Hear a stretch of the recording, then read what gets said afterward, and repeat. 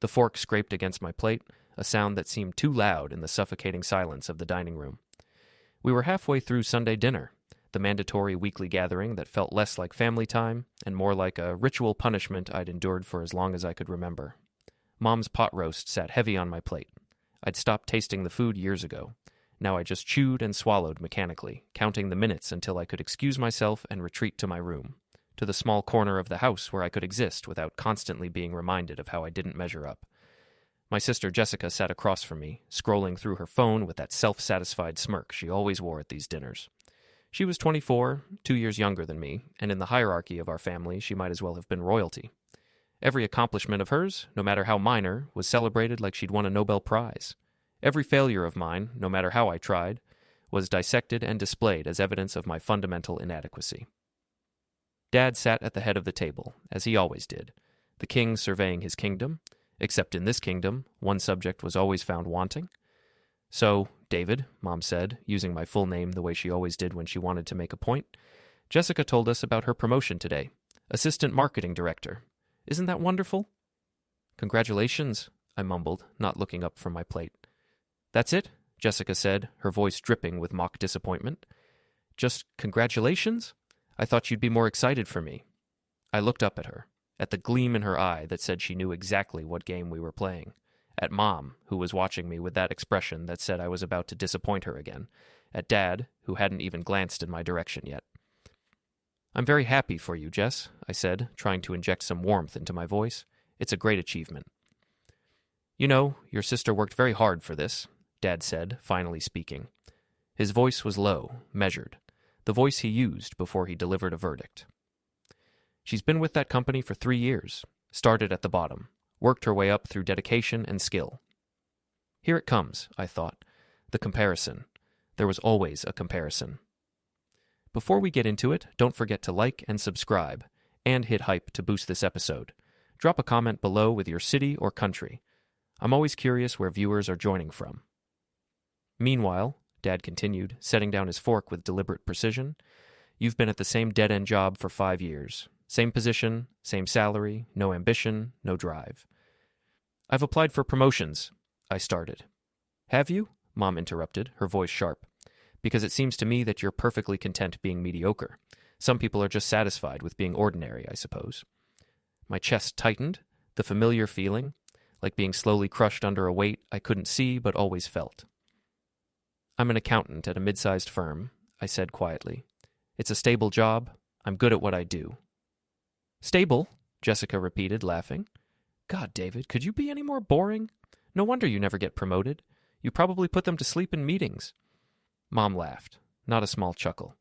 A full laugh, like Jessica had just told the funniest joke she'd ever heard. I felt my face burn. But I stayed quiet. Responding only made it worse. I'd learned that lesson over and over throughout my childhood. You know what your problem is? Dad said, and I felt myself bracing. This was it. The moment I'd been dreading all evening, maybe all week. The moment when he finally said what he'd been thinking, what I'd always suspected he believed but had never quite put into words this clearly. He turned to look at me. Really look at me. His eyes were cold. Clinical, like he was examining something distasteful. You are the most useless child in this house. The words hung in the air. Useless. The most useless child. Mom laughed again, lighter this time, like he'd made an observation about the weather. Jessica was grinning, her phone forgotten on the table. Oh my God, Dad, you actually said it out loud. Well, someone needed to, Dad said, returning to his pot roast. Maybe hearing it plainly will motivate him to actually do something with his life? I sat there, frozen. My hands were gripping my fork so tightly my knuckles had gone white. The words echoed in my head, bouncing around like they were looking for a place to lodge permanently. Most useless child. 26 years of being the scapegoat. 26 years of being blamed when things went wrong. 26 years of watching Jessica get praised for showing up while I got criticized for existing. 26 years of hoping that if I just tried harder, did better, achieved more, maybe they would see me differently. And this was my answer. Most useless child. I stood up. The chair scraped against the hardwood floor. Another sound that was too loud. Where are you going? Mom asked. Not concerned. Annoyed. Like I was being dramatic. Like I was the one being unreasonable. I'm done, I said. Sit down, Dad ordered. "We're not finished with dinner." I looked at him. Really looked at him. And for the first time in my life, I didn't feel afraid. I didn't feel small. I felt nothing. "I'm done," I repeated, and I walked away. Through the dining room, through the hallway where the family photos lined the walls, dozens of pictures of Jessica's accomplishments, her graduations, her awards, 3 pictures of me, all from when I was young enough that they still had hope I might be worth something. I grabbed my jacket from the coat rack by the front door, my car keys from the bowl on the side table. "David," Mom called from the dining room. "David, get back here. You're being ridiculous." I opened the front door and stepped out into the cold November night. The door closed behind me with a soft click. I stood on the porch for a moment, breathing in the freezing air. My breath came out in white clouds. My hands were shaking. Then I walked to my car, got in, and drove away. That was the last meal I ever attended in that house. Driving away, I couldn't stop my mind from cycling through the memories. They played like a film reel I couldn't shut off, scene after scene of a childhood that had taught me my place in the family ecosystem, bottom of the food chain. I was 7 years old when I first understood that love in our family was conditional, that approval had to be earned, but no matter how hard you worked for it, it could be snatched away in an instant. I'd come home with my report card, all A's except 1 B+ in gym class. I'd been so proud. I'd worked hard that semester, stayed up late studying my multiplication tables and practicing my spelling words, asked the teacher for extra credit assignments when I struggled with reading comprehension. Dad had looked at the report card, his face darkening like a storm cloud rolling in. "Why the B+?" "I tried really hard in gym," I'd said, my 7-year-old voice small and uncertain. "But I'm not good at sports. I can't throw the ball as far as the other kids." "Not good enough," he'd replied, handing it back to me. "Your sister got straight A's in 2nd grade. I was in 3rd grade, and I'd gotten 6 A's, 6 perfect grades that apparently meant nothing because of 1 B+.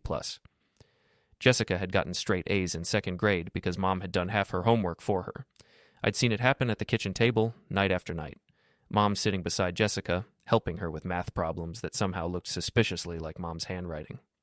Mom proofreading Jessica's book reports that came back completely rewritten, but pointing that out would have been worse than staying silent. I'd already learned that lesson, even at 7. When I was 10, I'd joined the school science club. It was the first thing I'd ever done that felt like mine. Mr. Peterson, the science teacher, had encouraged me. "You have a good mind, David. Curious. That's the most important thing in science." For the science fair, I'd built a volcano. Not just any volcano. I'd researched actual volcanic reactions, experimented with different ratios of baking soda and vinegar, created a cross-section model showing the magma chamber and vent system. I'd spent weeks on it, every afternoon after school, perfecting every detail. On the night of the science fair, I'd been vibrating with excitement. I'd reminded Mom and Dad 3 times that week. I'd circled the date on the family calendar in red marker. I'd left a note on the refrigerator that morning.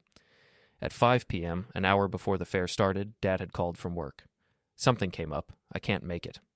"But Dad, you promised—" "Work is important, David. You'll understand when you're older." At 5:30 p.m., Mom had come into my room where I was putting on my nice shirt, the button-down one I only wore for special occasions. "Honey, I'm so sorry, but Jessica's not feeling well. I need to stay home with her." Jessica had a cold, a minor cold. She was sitting in the living room watching TV and eating ice cream. "But Mom, it's the science fair. You said you'd come." "You understand, don't you, honey? Jessica needs me, and you're so independent. You'll be fine on your own." I'd gone to the science fair alone, set up my volcano project alone, explained the science to the judges alone, watched as other kids' parents took photos and beamed with pride. My volcano had won 2nd place. I'd been ecstatic. When Mr. Peterson called home to tell my parents, Mom's response had been, "Well, 2nd place is just first loser, isn't it?" Not congratulations, not we're proud of you. Just disappointment that I hadn't come in first. Jessica had never been to a single one of my school events. Not one play I was in, not one awards ceremony, not one parent-teacher conference where teachers told Mom and Dad how well I was doing, but I'd been to every single one of hers. Every dance recital, every soccer game, every school concert where she forgot her lines or missed her cues, and everyone clapped anyway. When I was 13, I'd accidentally broken a vase while helping Mom clean the living room. It was an accident. I'd been carrying a box of old books to donate, hadn't seen the vase perched on the edge of the side table, and my elbow had caught it as I turned. It shattered, blue and white porcelain scattering across the hardwood floor like shrapnel. Mom had heard the crash from the kitchen. She'd come running in, and when she saw what had happened, her face had transformed into something I barely recognized. "How could you be so careless?" she'd screamed, not talked, screamed. "That was my grandmother's vase. It was an heirloom. Do you have any idea how much that was worth?" "I'm sorry. I didn't see it. I was just—" "You never pay attention. You're always so clumsy, so thoughtless. That vase has been in our family for 3 generations, and you destroyed it in 3 seconds." She'd made me sweep up every single shard while she stood there watching, listing all the ways I was irresponsible. Then she'd made me pay for a replacement vase out of my birthday money my grandmother had given me specifically to save for something I wanted. $120. My entire birthday. 2 weeks later, Jessica had crashed Mom's car into a mailbox. She'd been texting while driving, something she wasn't supposed to be doing, something she'd been explicitly told not to do. The car needed $3,000 in repairs. The mailbox needed to be replaced. The homeowner was threatening to sue. Mom had hugged Jessica while she cried. "Accidents happen, sweetie. That's what insurance is for. You're not hurt. That's all that matters." No punishment, no lecture, no making Jessica pay for the damage out of her allowance. When I'd pointed out the discrepancy, carefully, quietly, hoping maybe this time someone would see the unfairness, Dad had told me I was being jealous, that I needed to be more supportive of my sister, that comparing situations wasn't productive. When I was 16, I'd gotten a part-time job at a grocery store. I'd wanted to save up for college, to have my own money, to not have to ask Mom and Dad for every little thing I needed. The job was 15 hours a week, weekends and a few weeknight shifts. It didn't interfere with my schoolwork. I maintained a 3.8 GPA while working. My first paycheck had been $187.53. I'd stared at it for a solid minute, unable to believe that I'd earned this money myself, that it was mine. I'd shown it to Dad, proud and nervous. He'd glanced at it and said, "About time you started contributing something to this family." Contributing? Like I'd been a burden before. Like my existence had been costing them more than I was worth. Jessica had never had a job in high school. She'd been too busy with her studies, which actually meant too busy going to parties every weekend and hanging out with friends at the mall while I was scanning groceries and bagging produce. Every dollar I earned went into savings. I paid for my own gas, my own clothes, my own toiletries. The fancy shampoo Mom bought for Jessica but told me was too expensive for me. I bought my own with my grocery store money, but I was the one who wasn't contributing. When I was 18 and applying to colleges, I'd gotten accepted to 3 schools. Not just accepted with academic scholarships. My SAT scores had been in the 95th percentile. My GPA was 3.9. My essay about growing up invisible had made my English teacher cry and write, "This is powerful, never stop writing," in red pen across the top. The acceptance letters had arrived in March of my senior year, each one a ticket to a future that felt impossibly far away and desperately close all at once. I'd been so happy, so proud. I'd worked so hard for those acceptances, stayed late after school for extra help when I struggled with calculus, volunteered at the library every Saturday to build my resume, gotten recommendation letters from teachers who actually believed in me. At dinner the night the 3rd acceptance letter arrived, I'd tried to share my excitement. "I got into State University today," I'd said, my voice bright with hope, "with a half scholarship, and I got into Riverside College and Western State too. All 3 want me."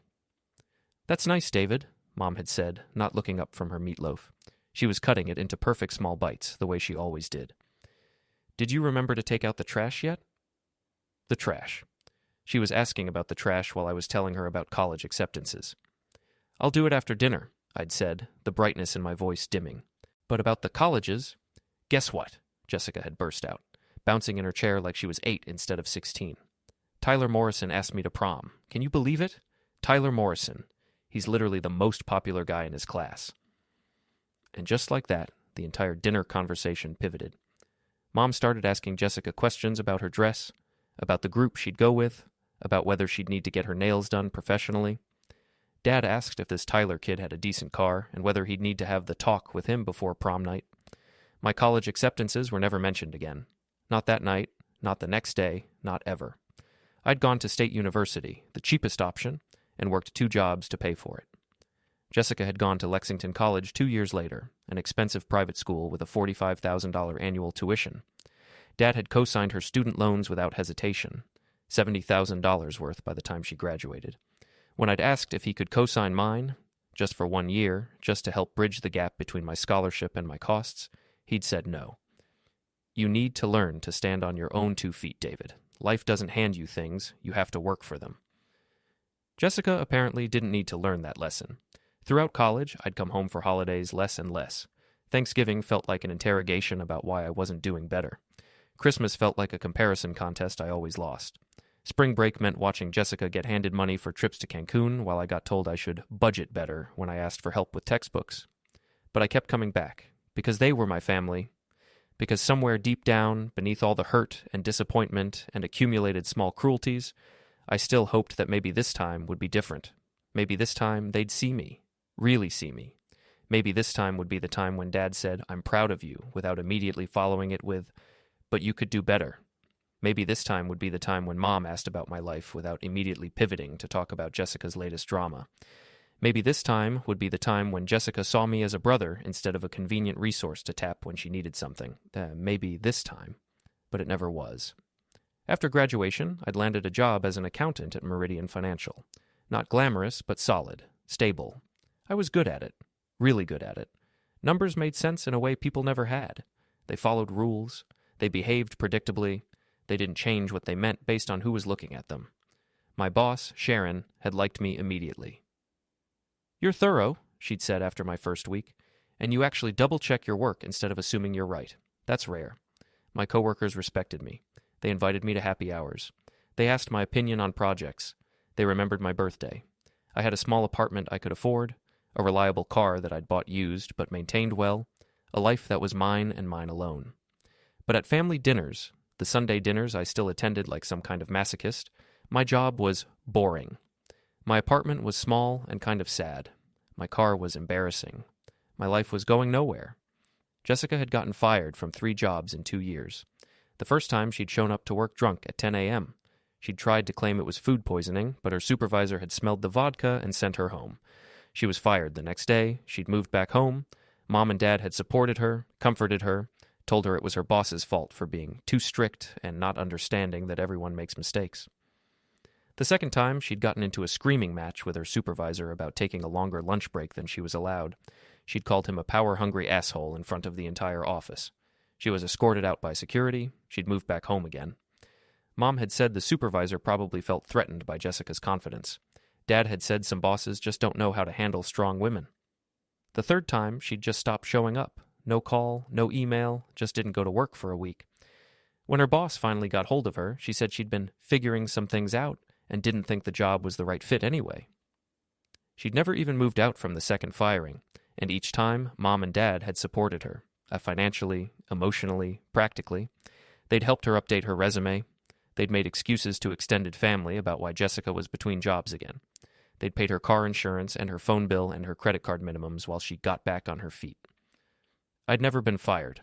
I'd never missed a day of work without calling in sick properly. I'd never asked them for money after I graduated college. But somehow, I was still the failure in the family equation. When I was 23, I'd started dating Emma, a third-grade teacher I'd met through mutual friends. She was kind, smart, and funny. She made me feel like I mattered. I'd brought her to Sunday dinner after we'd been dating for 3 months. It had been a disaster. I'd brought her to Sunday dinner after we'd been dating for 3 months. It had been a disaster. Dad had interrogated her. Mom had made passive-aggressive comments about her clothes. Jessica had flirted with her boyfriend just to cause drama. Emma had lasted through the meal, but in the car afterward, she'd been quiet. "Your family is—" She'd started, then stopped. "David, do they always treat you like that?" "Like what?" "Like you don't matter." We'd broken up 3 months later. Not directly because of my family, but because I couldn't shake the feeling that she was right. The therapy had started after that. Dr. Morrison helped me understand I was the family scapegoat. "It's not about you, David. It's about them needing someone to blame." I'd been seeing her for 3 years, learning that maybe I deserved better, but I'd still kept going to Sunday dinner, because they were my family, because walking away felt impossible. Until tonight, until Dad finally said what they'd all been thinking, and something inside me had broken free. I drove to Marcus's apartment without thinking. Marcus had been my roommate in college, and though we'd drifted apart after graduation, we'd stayed in touch. He lived in a cramped one-bedroom on the east side of town, above a Thai restaurant that made the whole building smell like basil and fish sauce. I sat in my car outside for 20 minutes before I found the courage to call him. "David?" He answered on the third ring, sounding confused. "Hey man, it's been a minute. What's up? Are you home?" Yeah, why? Is everything okay? I opened my mouth to say yes. Everything was fine. I was just calling to chat. But what came out instead was, "Can I sleep on your couch tonight?" Silence. Then, "Of course. Yeah, absolutely. Are you outside? I'll buzz you in." Marcus took one look at my face and didn't ask questions. He just handed me a pillow and a blanket, pointed to the couch, and said, "Bathroom's there, kitchen's there. Help yourself to anything. I'm here if you want to talk, but you don't have to." I didn't talk. I couldn't. The words felt lodged in my throat, and if I started, I was afraid I wouldn't stop, afraid I'd cry or scream or both. Instead, I lay on Marcus's lumpy couch, staring at the ceiling, listening to the sounds of the city filtering through the thin walls. Cars passing, people laughing on the street below, the hum of the refrigerator, normal sounds, life-happening sounds. No one was yelling, no one was criticizing me, no one was laughing at me. For the first time in years, maybe ever, I was somewhere that no one thought I was useless. The relief was so overwhelming it made my chest hurt, but so was the loneliness. Because even toxic family is still family, and the absence of their voices left a void I didn't know how to fill.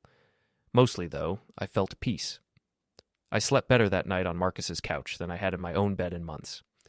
I woke up to sunlight streaming through Marcus's living room window and the insistent buzzing of my phone. For a moment, I was disoriented. Strange ceiling, unfamiliar sounds, the smell of Thai food mixed with coffee. Then it all came back. Most useless child. I picked up my phone. The screen was full of notifications. 42 missed calls from Mom. 15 text messages from Mom. 7 missed calls from Jessica. 3 text messages from Jessica. 1 text message from Dad. My thumb hovered over the screen. Part of me, the old part, the part that had been trained for 26 years to respond immediately when they called, wanted to call back, to explain, to apologize, even though I had nothing to apologize for. But another part of me, a newer, quieter part that sounded suspiciously like Dr. Morrison, said, "You don't owe them anything." I opened Mom's messages first. "Mom, where did you go?" Mom, "David, answer your phone." Mom, "This is ridiculous. You're being childish."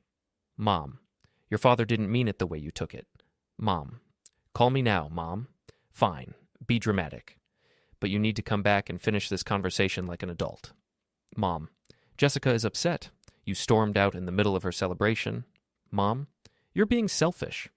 Mom, "I don't know what's gotten into you lately." Mom, "Your father is very disappointed." Mom, "We need to talk about your behavior." Mom, "This is unacceptable." Mom, "David, answer your phone." Mom, "I'm calling the police if you don't respond in the next hour." Mom, "Are you really going to throw away your family over one comment?" I stared at the messages, reading them over and over, looking for an apology, looking for any acknowledgement that what Dad had said was cruel, that their laughter had been hurtful. There was nothing.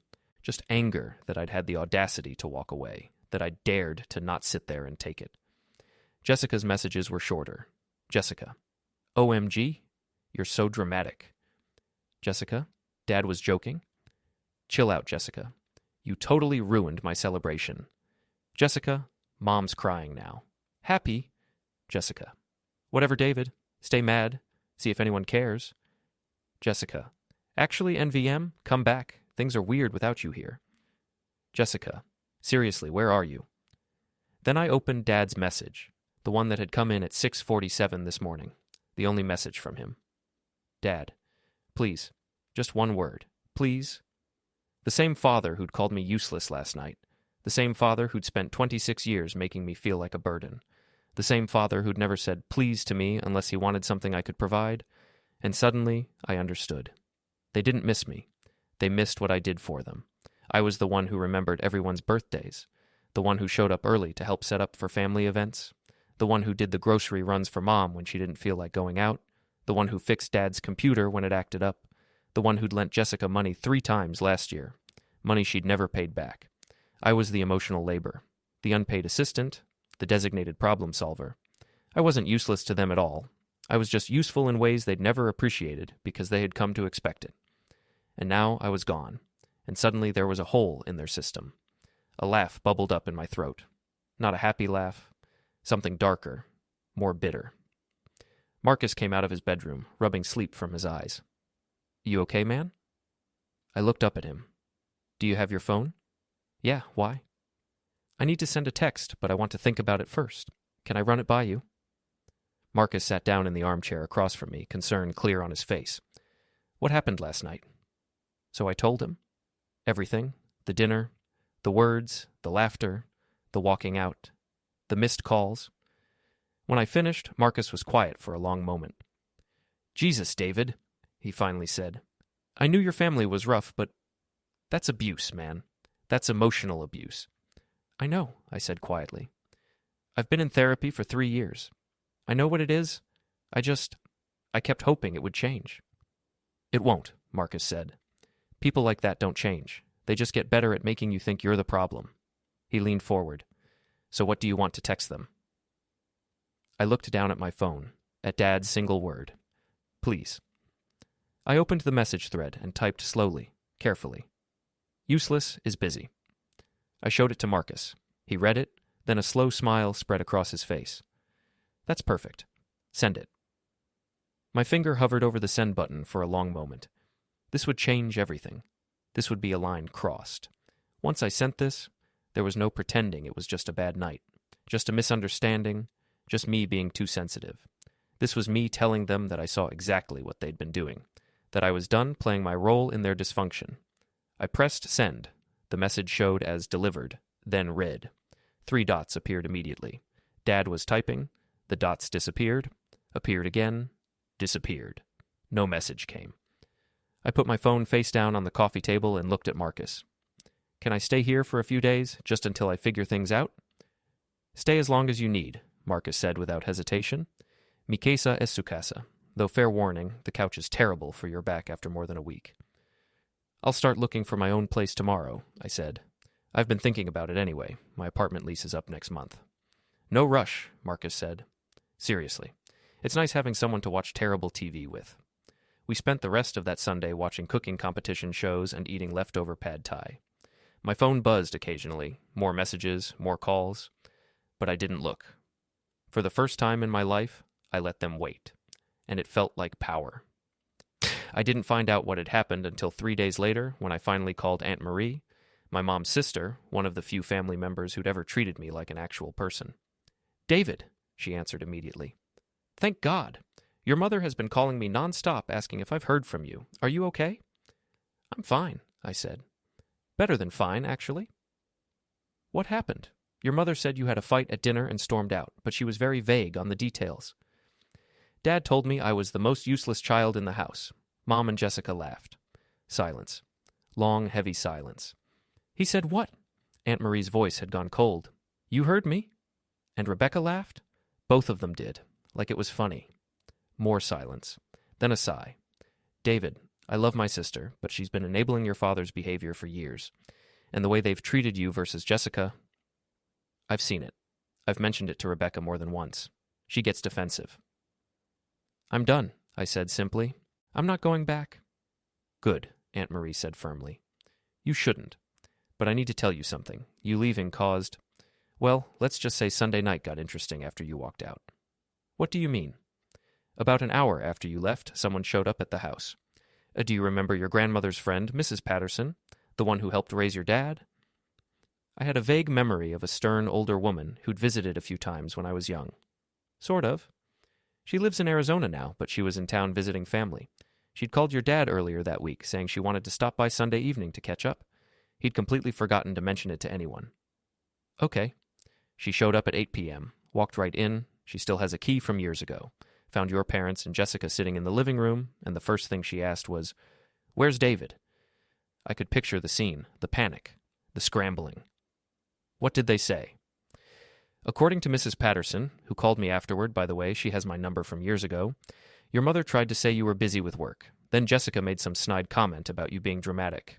And Mrs. Patterson, bless her, said, That doesn't sound like the David I know. He's always been the responsible one. Something warm flickered in my chest. Someone remembered me as responsible, as reliable. Then Mrs. Patterson asked to use the bathroom, and apparently she saw your room. You know how she is, or was, probably. She's a snoop. She noticed your things were there, so she knew you hadn't moved out.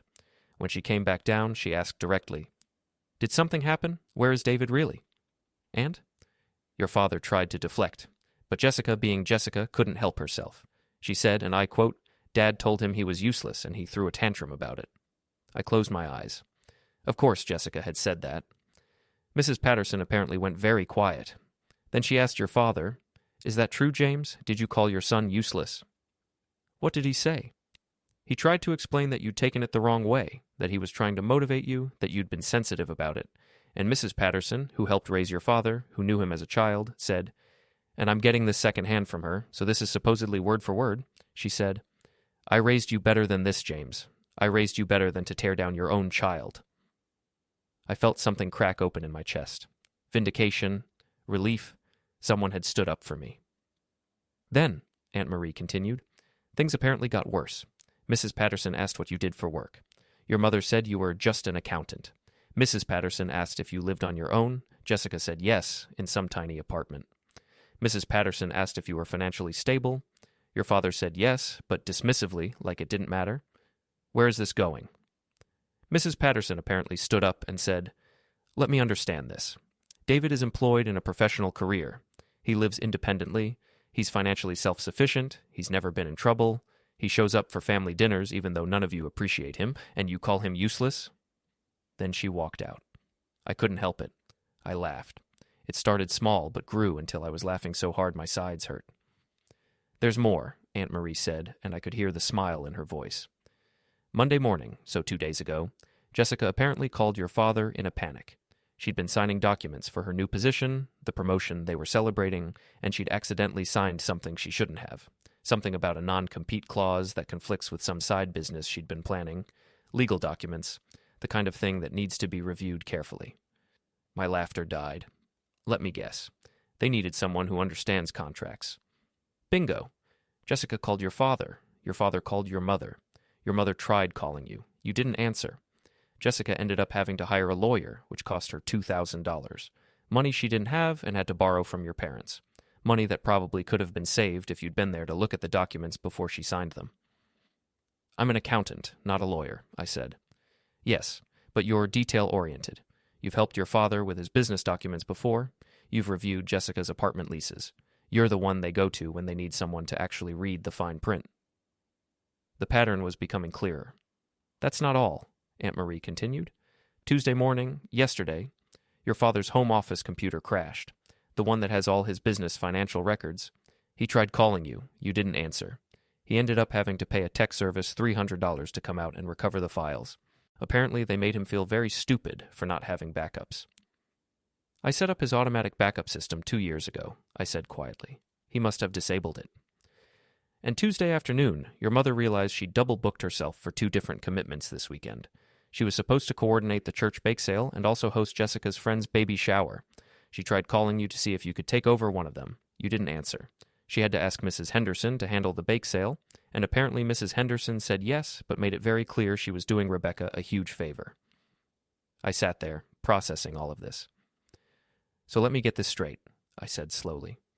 "In the 3 days since I've been gone, Jessica has had a legal crisis, Dad has had a tech crisis, and Mom has had a scheduling crisis, and they've tried to call me for all of them." 42 times, according to your mother," Aunt Marie confirmed. "She told me that like it was proof of how much they needed you. I told her it was proof of how much they'd been taking advantage of you." "How did she respond to that?" "She got angry, said I didn't understand, that family helps family. I said yes, family helps family, but it should go both ways. Then I asked her when was the last time she'd helped you with anything. She couldn't answer." I felt tears prickling at my eyes. "Thank you, Aunt Marie." "For what?" "For seeing it. For saying something." "Oh, honey," she said softly. "I should have said something years ago. I should have done more. I'm sorry I didn't." We talked for a few more minutes before hanging up. After we ended the call, I sat there on Marcus's couch, staring at my phone. 42 missed calls.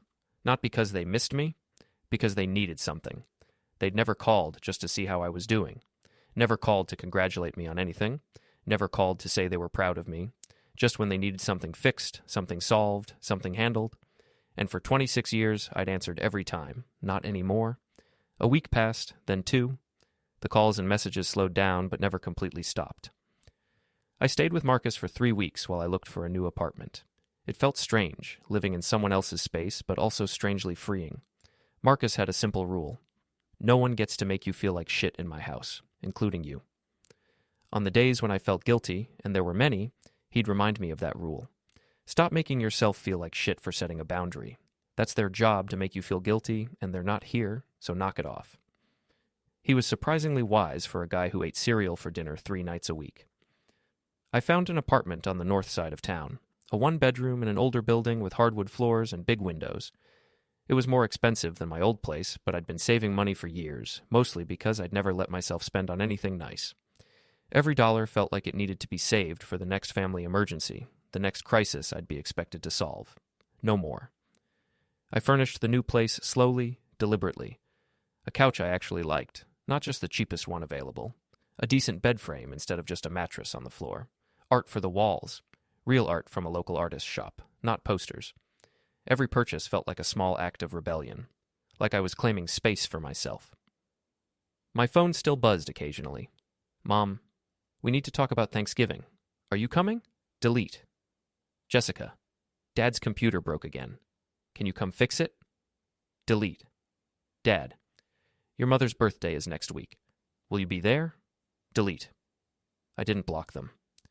Blocking felt too final, too much like admitting they still had power over me. Instead, I just didn't engage. Their messages came and went like spam email. Visible, acknowledged, but not worth responding to. At work, I threw myself into my projects. My boss, Sharon, noticed the change. David, the Henderson audit report. This is exceptional work. Really thorough. Thank you. Are you okay? You seem different lately, more focused. I'm good, I said, and realized with some surprise that it was true. Really good, actually.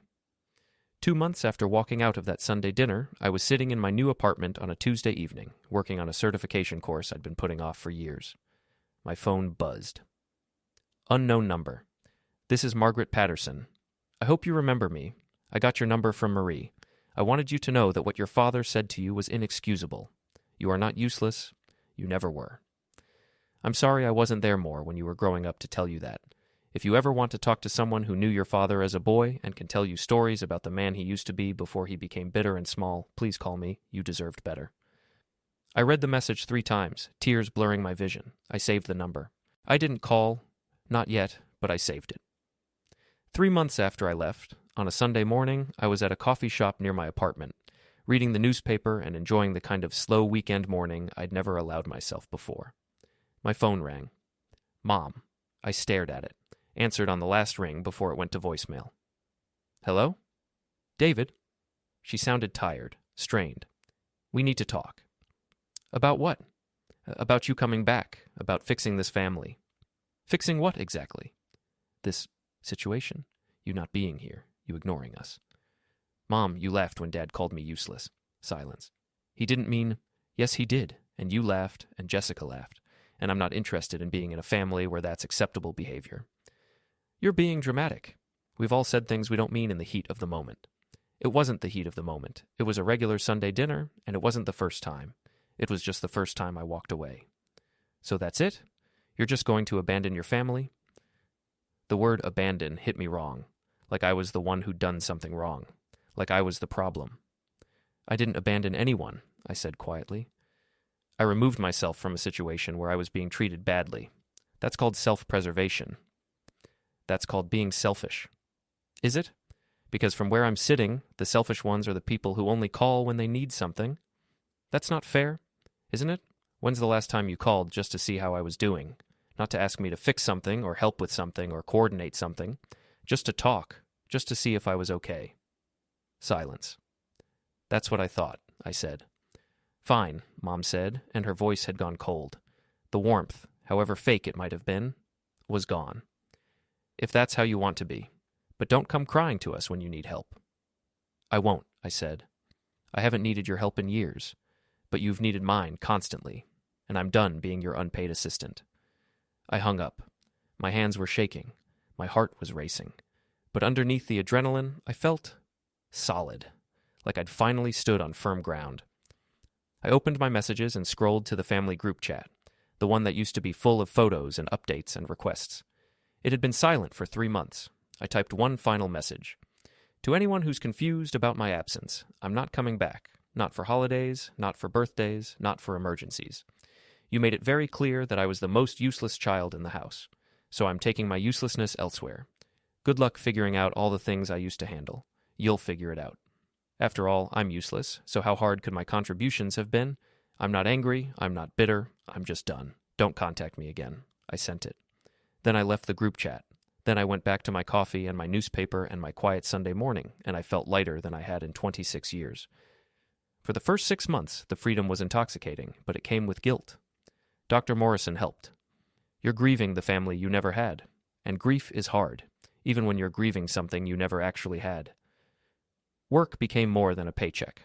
I volunteered for projects, spoke up in meetings, pitched ideas. 6 months after leaving, I was promoted to senior accountant with a 15% raise. I moved to a nicer apartment, started using the gym, made real friends. Marcus and I started Tuesday night dinners, ordering pizza and watching whatever show we were binging.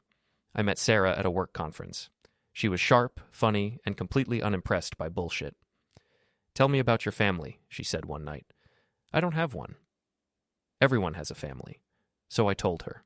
The scapegoating, the final dinner, walking away. That's abuse, she said. You know that, right? I do now. We started dating 2 weeks later. Sarah celebrated my wins without making them about herself. She challenged me when I apologized for existing. 1 year after walking out, I was celebrating my 27th birthday with real friends, people who actually liked me. The first contact came 14 months after I'd left the group chat, a text from Dad at 11 p.m. on a Wednesday night. Dad, David, I know it's been a while. I need to talk to you. It's important. I stared at the message for a long time. Sarah was asleep next to me, her breathing soft and steady. Outside, the city hummed with its usual nighttime sounds.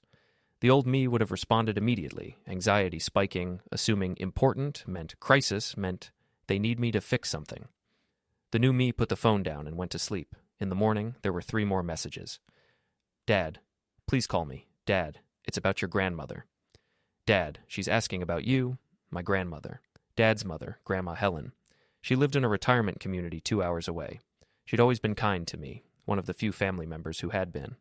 I called Aunt Marie instead of Dad. Marie, it's David. Is Grandma Helen okay? Oh, David, yes, she's fine.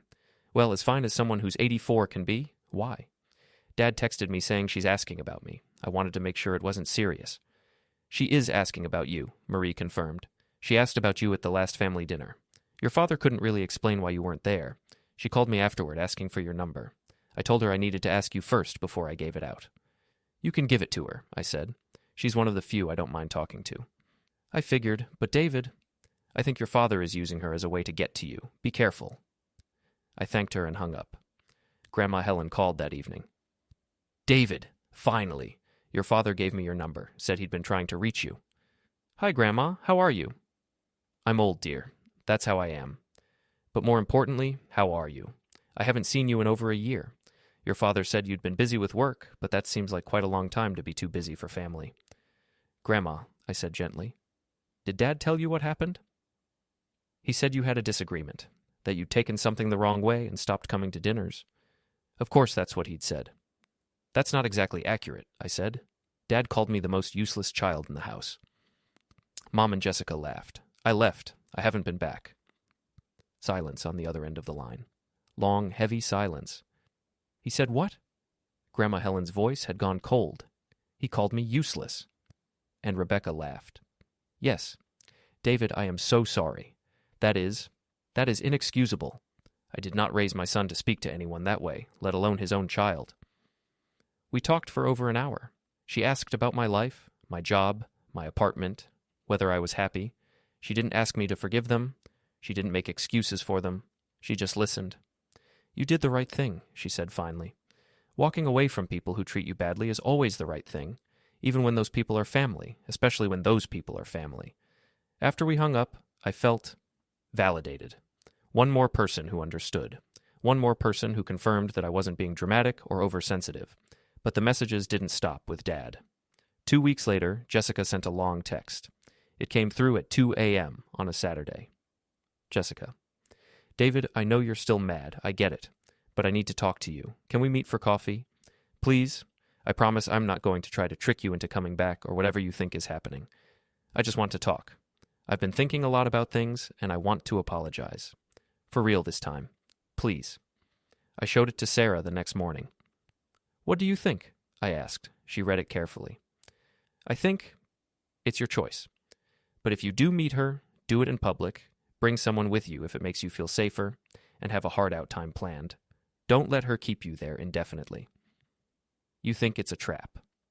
I think people who've treated you badly for 26 years don't usually have genuine come-to-Jesus moments that quickly. But I also think you'll wonder what if you don't at least hear her out. So hear her out, but protect yourself while you do. I agreed to coffee, public place, Saturday afternoon. Marcus came with me, sitting at a different table, but close enough to intervene if needed. Jessica showed up 15 minutes late, which was actually early for her. She looked tired, less put together than usual. Her hair wasn't styled. She wasn't wearing makeup. Hi, she said, sliding into the chair across from me. Hi. Thanks for coming. I wasn't sure you would. I almost didn't. She nodded, fidgeting with her coffee cup. So, I wanted to apologize. Okay. I was a bitch to you growing up, and at that dinner, and basically always. And I'm sorry. I waited. There was usually a but coming. But, she continued, right on schedule, I think you're being kind of unfair. Like, yeah, Dad said something mean. But you just abandoned all of us. Mom's been really upset. Dad won't admit it, but he's hurt too, and I miss having you around. There it was. Jessica, I said slowly, do you actually think Dad said something mean? Or do you understand that calling your child useless is emotionally abusive? She blinked. It's not that serious. He was frustrated. Frustrated about what? What did I do that night that justified him calling me useless in front of the family? Well, you haven't exactly been ambitious. I have a career. I have a stable job. I live independently. What exactly about that is not ambitious? You're not, like, trying to move up or anything. I was literally just promoted to senior accountant 6 months ago. She blinked again. You were? Did anyone tell you that? Did Mom mention it? Did Dad?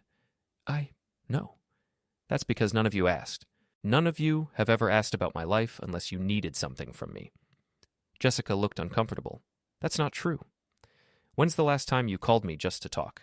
Not to ask for help or money or a favor, just to talk. Silence. When's the last time Mom asked about my life without immediately pivoting to talk about yours? More silence. When's the last time Dad said he was proud of me? Jessica's eyes were getting shiny. You're being really mean right now. I'm being honest, and you're uncomfortable because you're realizing I'm right. Fine, Jessica snapped. Fine. Maybe we weren't perfect. Maybe we took you for granted sometimes, but you just left. You didn't try to fix it. You didn't fight for us. You just walked away like we meant nothing to you. You made it very clear that I meant nothing to you, I said quietly. And I'm not required to set myself on fire to keep you warm. What does that even mean? It means I'm not going to destroy myself trying to earn love from people who've made it clear they don't think I'm worth loving. Tears were running down Jessica's face now. I do love you. You're my brother. You liked the message, Jess. When Mom said I wasn't part of the family anymore, you liked the message. She wiped at her eyes. I didn't think you'd actually leave. I thought you were just being dramatic. And that tells me everything I need to know about how little you understood what you were doing to me. We sat in silence for a moment. So that's it? Jessica asked. You're just done with all of us? I'm done being treated like I'm worthless. If you want a relationship with me, it needs to be one where I'm respected, where I'm not the family punching bag, where I'm not just the person you call when you need something.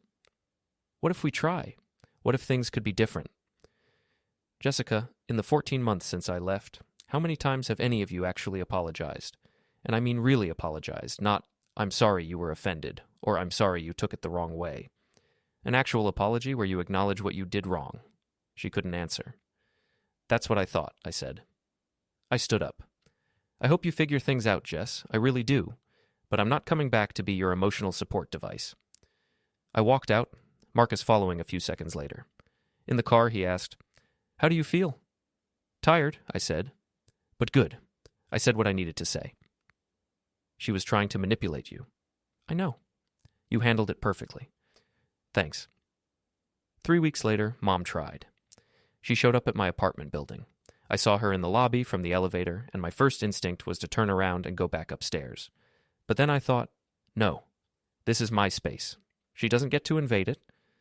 I walked through the lobby. She saw me. David! Mom, can we talk? Here is fine. I meant somewhere private. Here is fine, I repeated. She looked around at the other residents coming and going, clearly uncomfortable. I want you to come home, she said. That's not my home anymore. Don't be ridiculous. Of course it is. You grew up there. Your room is still there. My room that you turned into a craft room 3 months after I moved out? She had the grace to look embarrassed. We needed the space. I'm sure you did. David, please. Your father misses you. Jessica misses you. I miss you. Do you? Or do you miss having someone to handle all the little problems that come up? That's not fair. Mom, in the 14 months since I left, you've tried to contact me exactly 17 times. I counted. 11 of those times were asking for help with something. 4 were about family events you wanted me to attend. 2 were asking if I'd spoken to Grandma Helen. 0, not one single time, did you call just to see how I was doing. I assumed you were fine. You assumed I'd come running back. And when I didn't, you decided I was being stubborn instead of considering that maybe, just maybe, you'd treated me badly enough that I had good reasons for staying away. Her face was hardening. The brief vulnerability was disappearing. You're being selfish. Family is supposed to stick together. Family is supposed to love each other. Family is supposed to support each other. Family is not supposed to laugh when one member calls another member useless. Your father was having a bad day. And he took it out on me, like he always has, like all of you always have. I was the easy target, the one who'd take it and not fight back, the one who'd absorb all the family dysfunction and just keep showing up for more. You're being dramatic. And you're being dismissive, which is exactly why I left. Mom's face twisted into something ugly. Fine. Be alone then. See how you like it when you have no one. I have people, I said. I have friends. I have a girlfriend. I have a life. And all of those people treat me better in a single day than any of you treated me in 26 years.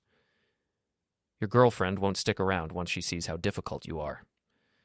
The words were meant to hurt, meant to make me doubt. A year ago, they might have worked. Now I just smiled. She already knows I grew up in an abusive household, and she's proud of me for walking away, but thanks for the concern. I walked past her to the elevator. David! She called after me. I didn't turn around. The elevator doors closed, and I let out a breath I hadn't realized I'd been holding. My phone buzzed. A text from Sarah. How'd it go? She showed up at my building. I stood my ground. I'm okay. Proud of you. Pizza tonight? Always. I looked at my reflection in the elevator's mirrored wall. I looked tired, but I also looked strong, like someone who'd finally learned his worth. The final contact came 18 months after I'd walked out of that Sunday dinner. An email from Dad to my work address. He must have found it on the company website. Subject: Please read this. David, I know you don't want to hear from us. I know you're angry, but we need your help. The house is in foreclosure. Your mother and I are going to lose it if we can't come up with $30,000 in the next 3 weeks. I'm asking you, I'm begging you, to loan us the money. I know I have no right to ask. I know I haven't been the father you deserved. But please, we're desperate. I'll pay you back. I promise. With interest. Whatever you want. Just please don't let us lose our home because of my pride. Please. Dad, I read it twice. Then I showed it to Sarah. She read it silently, her expression darkening. When she finished, she looked up at me. What are you going to do? What do you think I should do? I think, she said carefully, that you should do whatever feels right to you, but I also think you should ask yourself, if this email had come from a stranger, someone who treated you the way they treated you, would you give them money? I thought about it. The answer was obvious. I opened a reply. Dear Dad, thank you for your email. I imagine it was difficult for you to write, given that it required acknowledging that you need something from the son you called useless. I've thought carefully about your request. Here's my answer. No. I'm not loaning you $30,000. I'm not loaning you $30. I'm not loaning you anything. For 18 months, I've been building a life where I'm respected, valued, and appreciated. I have friends who care about me. I have a partner who loves me. I have colleagues who recognize my contributions. I have a grandmother who called me just to see how I was doing. What I don't have is a family that treats me like I matter. You had 26 years to be a good father. You chose not to be. You chose to tear me down instead of building me up. You chose to make me the scapegoat for everything wrong in your life. And when I finally stood up for myself, you couldn't even apologize. You just wanted me to come back so you could keep using me. You're right that you haven't been the father I deserved, but I've finally accepted that you're never going to be that father, and I'm done waiting for you to change. Here's what I learned since walking away. I was never useless. I was just useful in ways you never appreciated until I was gone. I hope you figure out your financial situation. I genuinely do. But I'm not going to set myself on fire to keep you warm anymore. Funny how useful I became once I left. Take care of yourself. David, I hit send before I could second-guess myself. Then I blocked his work email. Then I blocked all of their numbers. Finally. Fully. Sarah hugged me. You okay? Yeah, I said, and I meant it. I really am. That weekend, Sarah and I went hiking with Marcus and his girlfriend. We spent the day in the mountains, breathing clean air, laughing at stupid jokes, being present with people who actually liked us. On the way down the trail, Marcus asked, "Do you ever regret it? Walking away?" I thought about it. Really thought about it. No, I said. I regret that it took me so long. I regret all the years I wasted trying to earn love from people who were never going to give it. But walking away? That's the best decision I ever made. To walking away, Sarah said, raising her water bottle like a toast. To walking away, we all echoed. Later that night, lying in bed with Sarah asleep beside me, I thought about that dinner 18 months ago. The sentence that had ended everything and started everything. You are the most useless child in this house. They'd meant it as a condemnation. I'd turned it into liberation. Because sometimes walking away is the loudest thing you can ever do. Sometimes leaving is how you finally learn to live. And sometimes the family you build is worth so much more than the family you were born into. I fell asleep smiling, in my own apartment, in my own bed, in a life that was finally completely beautifully mine. Useless was never busy. Useless was never the problem. I was just finally free.